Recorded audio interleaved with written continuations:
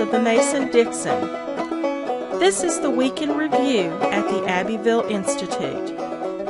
Here is your host, Brian McClanahan. Welcome back to the Week in Review at the Abbeville Institute. This is your host, Brian McClanahan, and this is episode 133, covering the week of August 6th through August 10th, 2018. Glad to have you back on the program. Very glad to be here. Don't forget to follow us on Twitter at Abbeville Institute, like our Facebook page at Abbeville Institute, and subscribe to our YouTube page at Abbeville Institute. We also exist on your generous contributions alone, so if you go to abbevilleinstitute.org, at the top of the page, you'll see a button that says support. You'll have donor options. You can donate monthly or annually. All our choices are there. So please consider making a tax-deductible contribution to the Abbeville Institute. Help keep the podcast going, the website going, our conferences going. Speaking of conferences, we do have a conference coming up November 9th through 10th in Texas. Details are going to be released on the website within the next couple of weeks, so be on the lookout for that. But make plans. It's going to be on nullification and secession. It's going to be a great time. So you're going to want to be in Texas in the first week of November. And, of course, you can get the Abbeville Institute on the go. Just go out to your favorite web application store. Download the app. Just look for Abbeville Institute, and you can get this podcast, all of our lectures, and, of course, mobile access to our website. So get the app. It's free, painless. Just put it on your phone and get all that great stuff. Okay. And by the way, subscribe to the podcast as well. If you go out to iTunes, you can subscribe to the podcast. So when you do so, leave a review of the podcast. It helps boost it up the ratings. It helps boost it up where people can see the podcast. So leave a review, hopefully a 5-star review, so more and more people can see the podcast. And since you enjoy it, more people will enjoy it. All right, well, let's talk about the week that was at the Institute. And we published a lot of stuff this week about historical accuracy.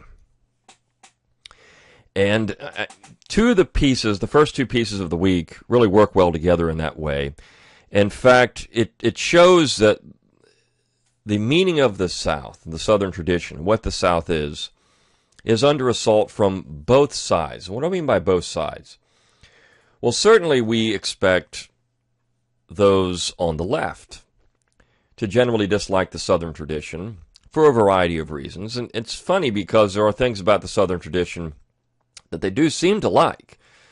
For example, there are many environmentalists who go out and read I'll Take My Stand, these neo-hippies who go out and read I'll Take My Stand, and they like parts of that book.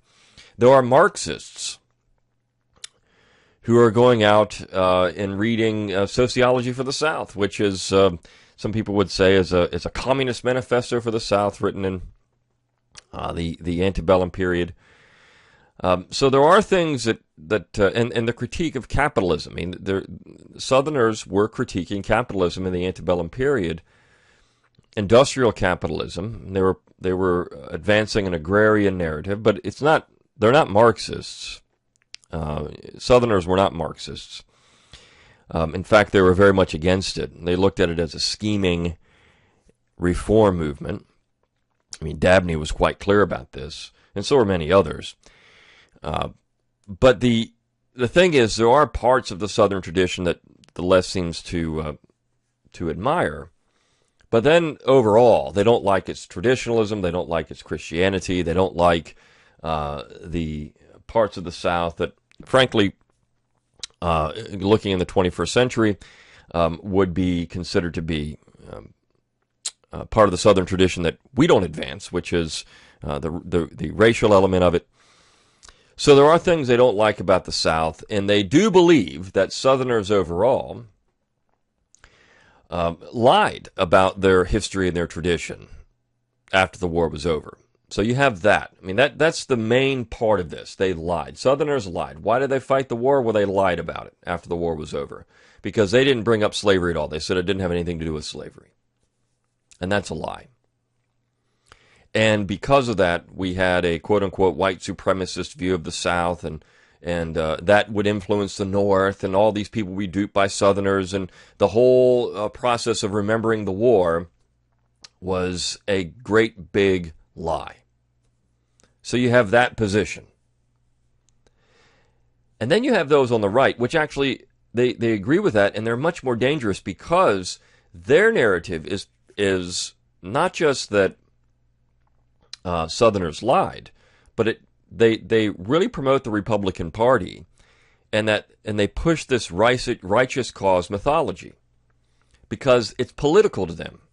You see, if the Republican Party can be painted as the party of civil rights, as the party of Lincoln, and the Democrats can be everything bad, well, that applies to 2018. You see, so it's all about politics. And each side believes in this righteous cause mythology. They all believe in it. So the South is getting squeezed from two sides. And the neoconservatives are much more dangerous because you expect these things out of the left. But it's when you look to allies on, say, the right, conservatives, people that call themselves conservatives. And I remember I was reading an essay by Richard Weaver the other day, and one of his political essays. And he said this. He wrote that there are people running around. Of course, Weaver died in the 1960s, but he said the people are running around calling themselves conservatives who really aren't in the 1960s. And that was problematic because the people that call themselves conservatives now, if you support the Republican agenda of the Reconstruction period and the way they were recreating America, it's not really conservative. It's not conservative at all. I mean, when you look at economics, it was a much more industrial capitalist society, which was not conservative. That was something that was completely different and alien. In fact, the Deep North and the Northern economy was the oddball in the 19th century. The South, being the agrarian section, is very much like everywhere else in the world except for Germany and Great Britain. And we can look back and say, well, by industrializing the South, the United States, and of course the South ultimately part of that too, became this world power. And if it wasn't for that, maybe the South is still living in the third world. So, I mean, this is looking at history in reverse. We don't know that. We don't know what would have happened. We don't know what would have happened if the South was not destroyed economically by the war. What would have happened there? I mean, the South was a very wealthy section. And that's just one example. You look at politically, some of the things, the leveling tendencies of the North. I mean, all these things are going on. So the North was certainly not the quote-unquote conservative section in the period following the war. But yet, this is what modern Republicans try to portray. They try to portray Lincoln as conservative. And if you compare him to the radical Republicans, certainly he was. I mean, Lincoln was a reconciliationist, without question. And his version of what should happen when the war was over was much different than, say, Thad Stevens' version of what should happen when the war was over. So in that way, I mean, when you compare and contrast, yes, Lincoln was a conservative, but overall he was not. So you've got these great tugs, and I'll talk about an example of each in these first two pieces, but I actually want to start with the piece on Friday, and it's by Walt Garlington.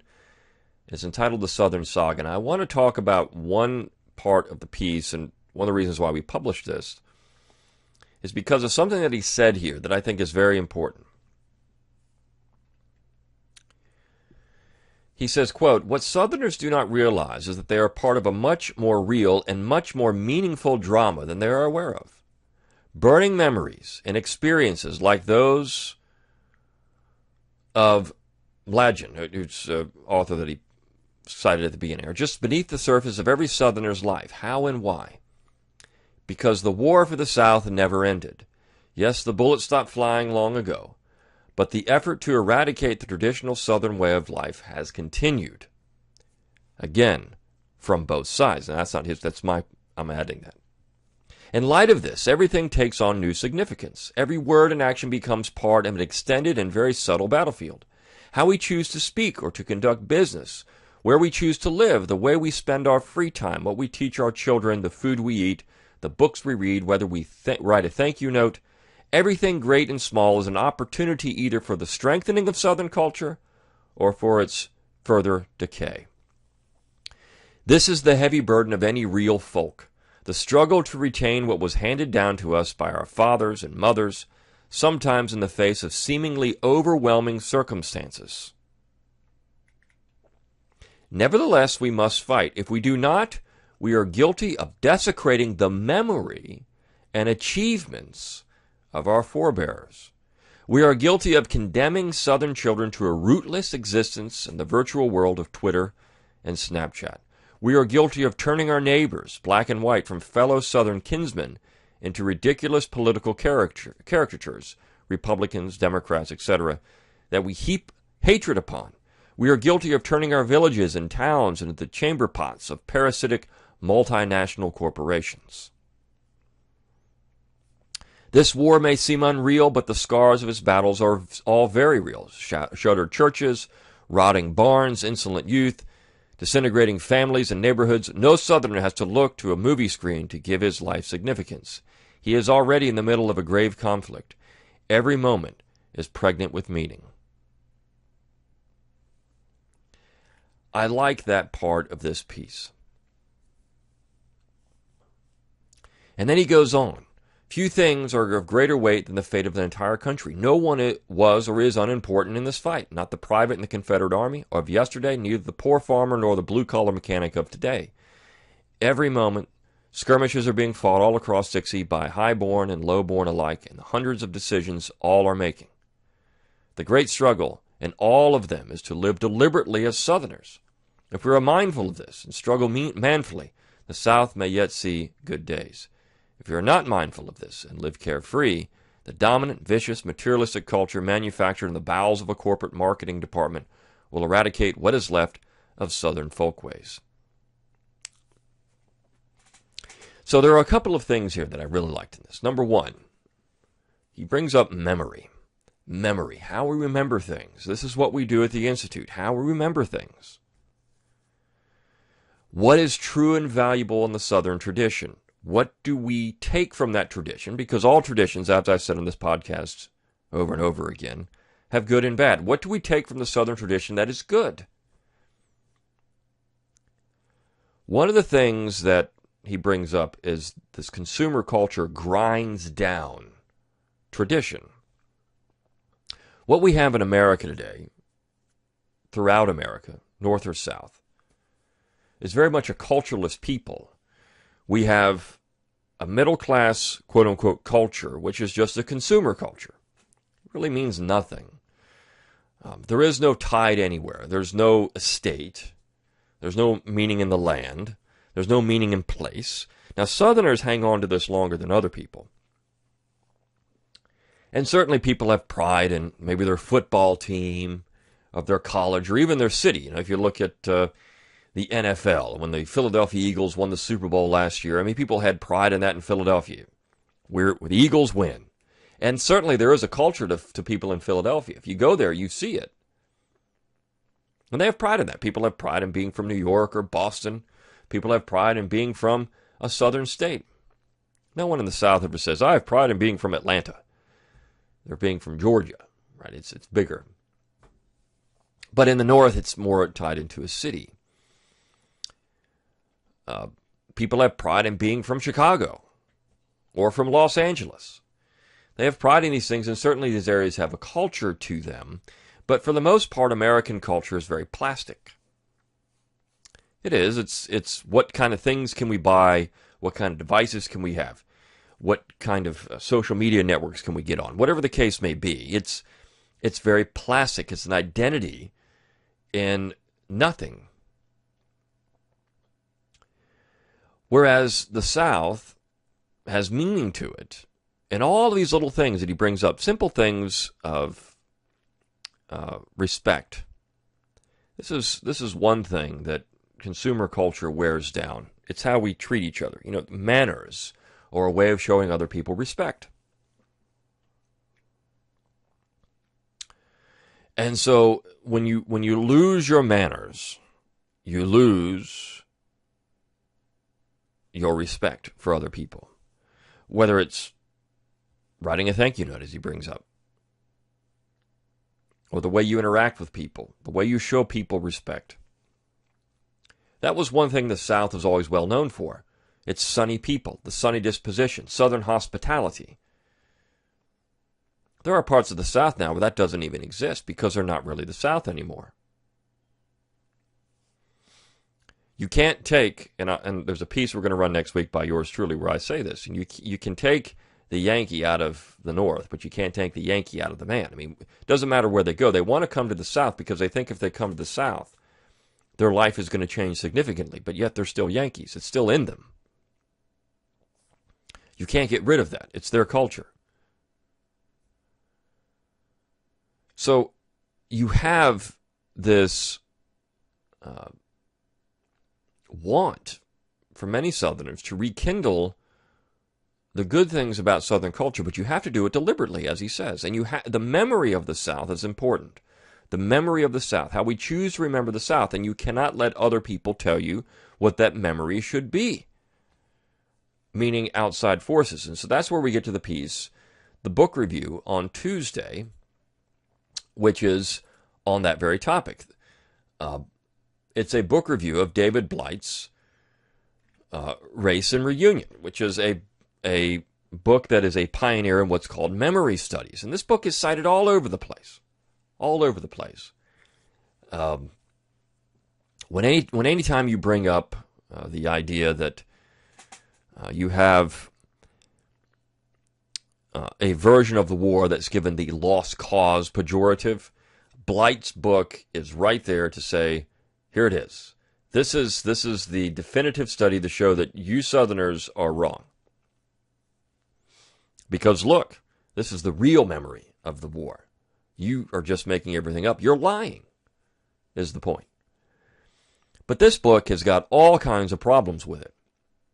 I remember I was in a social media debate with a Princeton professor, and I might have mentioned this on this podcast. I know I talked about it on my own.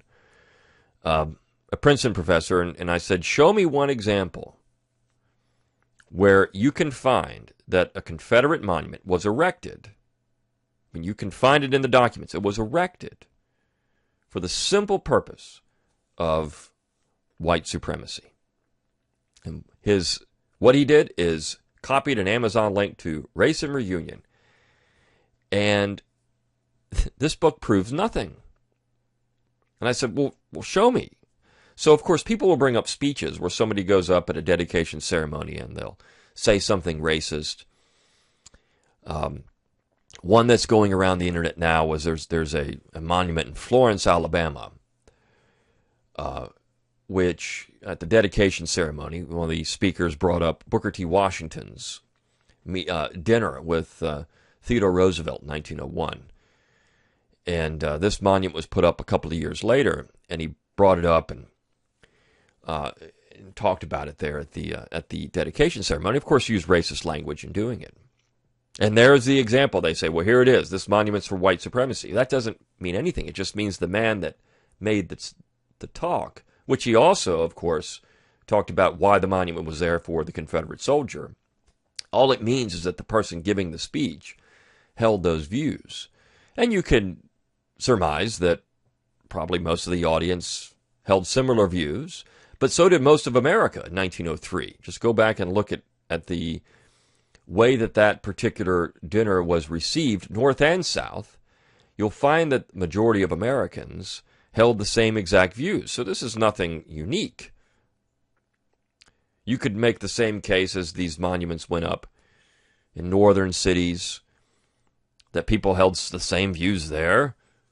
It was about the Union soldiers, but yet they probably still held similar views. So it means nothing. And yet, to Blight, it means everything. And so what the reviewer does is talk about the fact that this book shouldn't be subtitled The Civil War in American Memory. It should be subtitled The Civil War in African American Memory. And there's nothing wrong with that. I've actually said when I reviewed this book on my own podcast, that part of the book is very valuable. How did the African American community remember the war? It's a great part of the book. Fantastic. It enriches our understanding of American history. How did this group of people remember the war? It's a vital part of studying American history. But at the same time, this is not a book that really accurately defines how other people remembered the war. And Blight is a professor of history at Yale University, so he has a lot of pull. This is a guy that has free lectures online. You go out and watch, and of course his lectures are awful. I don't think anybody, if you've watched these things, could stay awake for more than about 5 minutes watching them. They're terrible. But of course, because he's at Yale, he's a distinguished professor of history at Yale, this matters. One of the things he brings up is the first Decoration Day, and he says it took place on May 1st, 1866 in Charleston, South Carolina, but no one ever cited this thing as the definitive first Memorial Day. In fact, it ignores all the history around it, whether it was in the South or whether it was in the North. It was never, this event was a one-off, and it never was the first Decoration Day. But this is as the reviewer says, this is the emancipationist view or experience of the war. Or only experience, quote, to the detriment of a fuller understanding of the process of memorialization. And he focuses entirely in the book on race, and this is what you have. It ignores all the other parts of race. And I remember when I was in a graduate seminar in South Carolina, and again, I might have said this here too, there was a look at Reconstruction. As we've gotten along in historical studies, the way we look at Reconstruction is narrowed. When you look at Dunning, the Dunning School, it was a very broad view of Reconstruction. It was political, it was economic, it was social. And so Reconstruction studies focus on all these things. Now we just focus on one thing, which is race. Nothing else matters in Reconstruction. You see, it doesn't matter about the economic part of Reconstruction, because that blows apart their narrative. It doesn't matter on the political part of Reconstruction, North and South, because that blows apart their narrative. You can't say the United States is being recreated in every way because all they want to do is focus on race because that suits their agenda.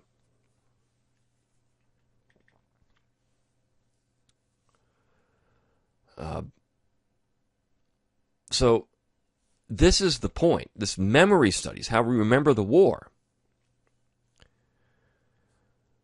is important. How this war is portrayed is important. One of the books that the reviewer brings up is this Jim Downs book about the effects of Reconstruction on the black population, where he contends that 1 million blacks in the South were struck with illness because of the conditions Northern armies created, and that many thousands of them died.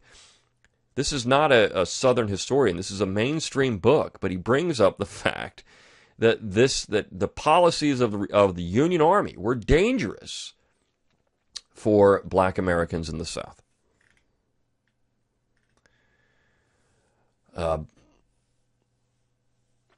One of the things that the reviewer brings up too, he says, quote, while Blight makes an interesting argument that the triumph of the Reconciliationist vision was intentionally pursued by whites in both sections, he often makes this seem an unnatural, even nefarious portrayal of the true vision, quote, the emancipationist vision.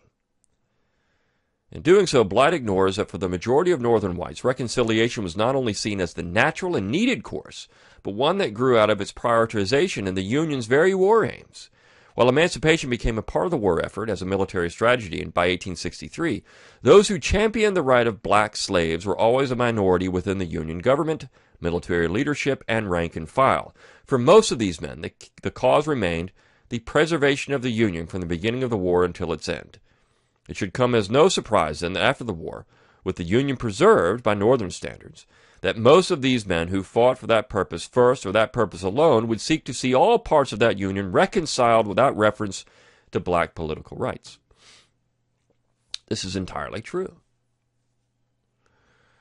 You see, reconciliation was there before the war. It was there after the war, and there were different manifestations of this. But Lincoln only got 39% of the popular vote. I mean, the majority view was always reconciliationist. It was always, let's come up with a way to solve this problem without going to war. And that didn't win out because Lincoln was at the helm. And so let's talk about Lincoln. The piece on Monday, The Death of Historical Accuracy, gets into this new movie by Dinesh D'Souza, which is The Death of a Nation. and Boyd Cathy wrote this, and talks about all the historical problems with the film, it's historically inaccurate. As Boyd says, de Sousa's narrative is essentially a leftist one, and like other neoconservatives, he partakes of the basic philosophical view of the post-communist left, emphasizing politicized constructs of race and gender and equality and democracy, projecting them back to incorporate all of American history. Thus, so it goes, echoing Marxist historians like Eric Foner, quote, "The South had slavery, therefore it was a racist society. Racism had to be opposed at all costs and by all means, and that is what Lincoln did." The equation says too much and leaves out too much. And so this is just a simplistic narrative, but he's doing it to project the Republican Party as the party today as the same party in 1860. Now, I would actually agree with that in some ways. In some ways, he's correct about this. The Republican Party really has never changed. It's always been a nationalist party. It's always been interested in a nationalist agenda, their own nationalist agenda. That's never changed. It's never really embraced states' rights or federalism. And that way, the Republican Party is exactly the same. It's always been the stupid party. But Lincoln, as a man who is this, it's a leftist view of Abraham Lincoln. It's wrong, as he brings up Lincoln's views on race, on slavery, and other things. So there's a lot to get into here.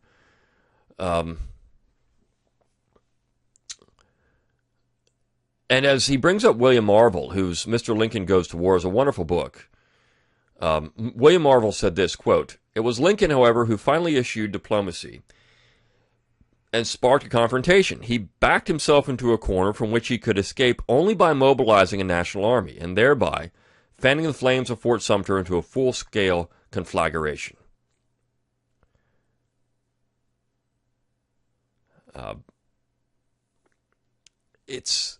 It's just silly, this particular movie, and the book that goes along with it. You can get it anywhere now. I mean, it's a major bestseller. The movie has been seen by all kinds of people. And unfortunately, conservatives, quote-unquote conservatives, are going to go out and watch this and think the South is awful. That's what's going to happen. The Fox News series Legends and Lies did the exact same thing. This is the push now. The Republican Party are the good guys. The Democrats are the bad guys, no matter when they are. The modern Democrats are the same thing.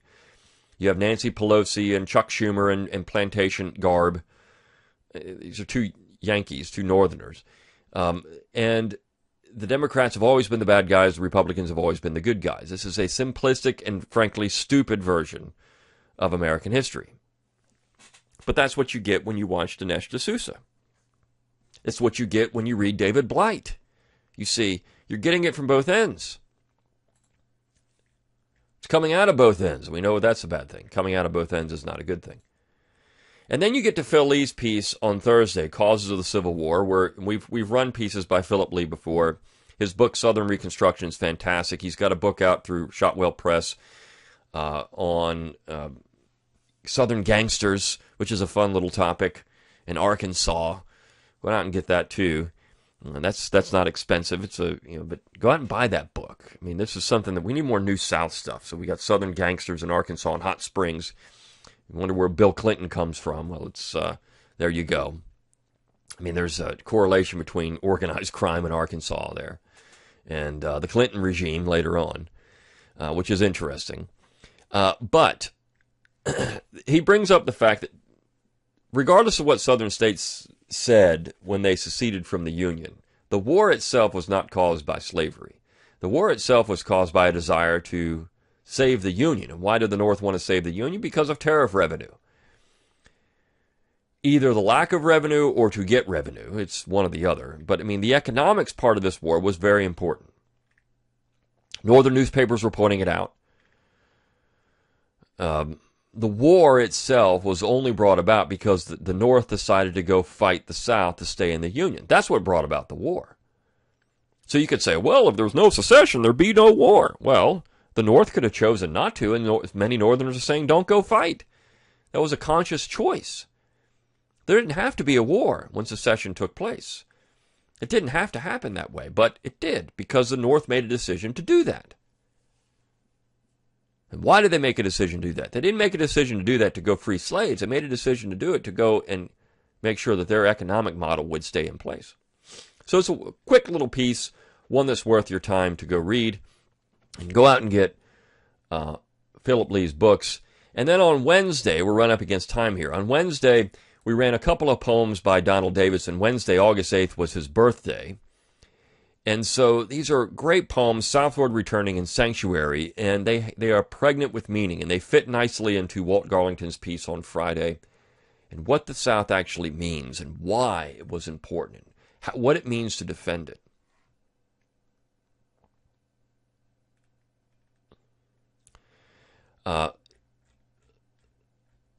Southward Returning is about Southerners coming home from the war.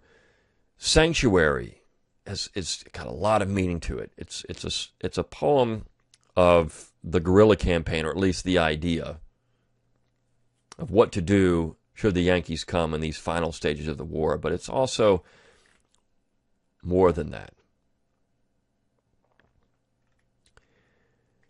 It's about tradition.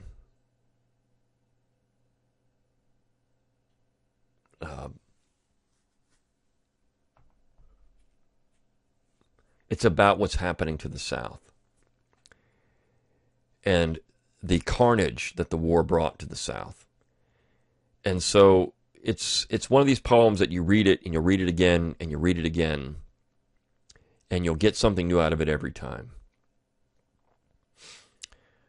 Walt Garlington was bringing up what's happened in the South, and so is Donald Davidson and in Sanctuary. And it's important to understand the carnage that's been left by this classic consumer culture. And it's what we're doing here at the Abbeville Institute to try to get people to realize there's still a lot in the South that's valuable. There are still things you need to consciously live. You need to live with purpose. Don't just drift in life, but live with purpose. And if you do that, you'll make a difference. Think small. Don't worry about changing the world. Think in your own household and with your own friends and family, in your own community. If you do that, things will change. Until next time, good day.